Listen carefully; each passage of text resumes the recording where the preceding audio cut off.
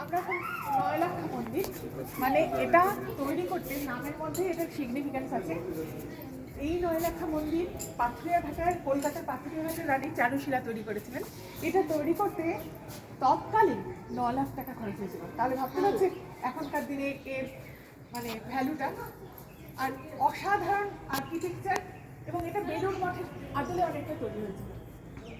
এখানে রাধা গোবিন্দের মূর্তি স্থাপিত আছে এবং উনি এখানে পূজিত হন। এই জায়গাটা কাম অ্যান্ড কোয়াইট, আর এই জায়গাটার বিশেষত্ব হচ্ছে এখানে মেডিটেশন খুব সুন্দর হবে, এবং এখানে এলে একটা স্পিরিচুয়াল ভাইব আসছে। এবং ঝাড়খণ্ডে এলে অবশ্যই আপনারা এই জায়গাটা একটা ভিজিট করবেন। আমি আপনাদের পুরো কারুকার্যটা দেখাচ্ছি। দেখুন এই খিলানের কাজগুলো দেখুন, অসাধারণ। আর এর আদলটা অনেকটা বেলুড় মঠের মতো আমি বলেছি। আর বাইরে ভেতরে ছবি তোলা নিষেধ, সেই জন্য ভেতরে যেতে পারছি না। আমি বাইরে থেকে যতটা সম্ভব দেখাচ্ছি আপনাদের।